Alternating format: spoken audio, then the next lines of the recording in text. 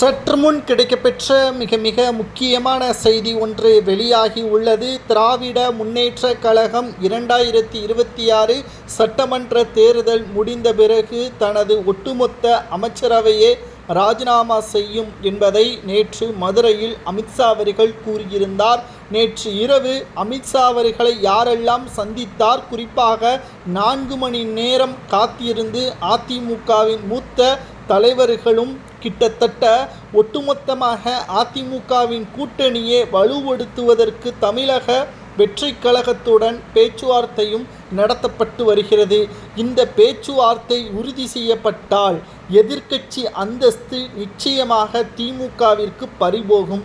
2011ஆம் ஆண்டு சட்டசபை தேர்தலில் திமுக எப்படி புறக்கணிக்கப்பட்டதோ அதேபோல் திராவிட முன்னேற்ற கழகம் நிச்சயமாக ஆட்சியை இழக்கும், எதிர்க்கட்சி அந்தஸ்தையும் இழக்கும் என்ற தகவல் மட்டுமல்ல, அமித்ஷா அவர்கள் நேற்றே மதுரையில் மேடையில் குறிப்பிட்டு பேசியிருந்தார்.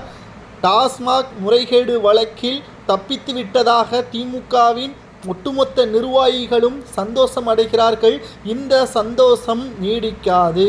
குறிப்பாக திராவிட முன்னேற்ற கழகத்தை பொறுத்தளவிற்கு வெற்றி வாய்ப்பு என்பது மிக மிக கடினமான ஒரு சூழல். அது மட்டுமல்ல, தோல்வி அடைந்த பிறகு எதிர்க்கட்சி அந்தஸ்தும் கிடையாது, கூண்டோடு சிறையில் தான் இருப்பார்கள் என்பதை மேடையிலேயே அமித்ஷா அவர்கள் பேசியுள்ளார். மத்திய அரசிற்கு எதிராகவும் தமிழக மக்களின் வளர்ச்சிக்கு தடையாகவும் திமுக அரசு செயல்பட்டு வருவதாகவும் அவர் கூறியுள்ளார்.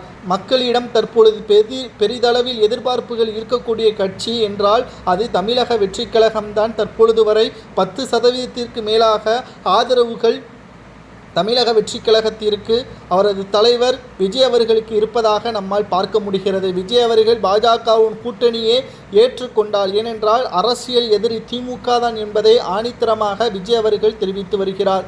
எதிரியை வீழ்த்துவதற்கு பகையாளியாக இருக்கக்கூடிய திராவிட முன்னேற்ற கழகத்திற்கு எதிராக இருக்கக்கூடிய பாஜகவுடன் ஒன்றிணைந்து விட்டால் நிச்சயமாக திமுக இடம் தெரியாமல் உருவாகிவிடும். இதனால் ஸ்டாலின் அவர்களுக்கு மிகப்பெரிய ஒரு தோல்வி மட்டுமல்ல, அமைச்சர்கள் பலரும் சிறைக்கு செல்வார்கள் என்ற தகவலை தான் தற்பொழுது சமூக வலைதளங்களில் நம்மால் பார்க்க முடிகிறது. நேற்று நடைபெற்ற மதுரை பாஜக பொதுக்கூட்டத்தில் பரவலான செய்தி இதுதான். அமித்ஷா அவர்கள் மறைமுகமாக திமுகவிற்கு சந்தோஷம் கிடையாது, இன்னும் சில மாதங்களில் திமுகவிற்கு பெரிய இழப்பு ஏற்படும் என்பதை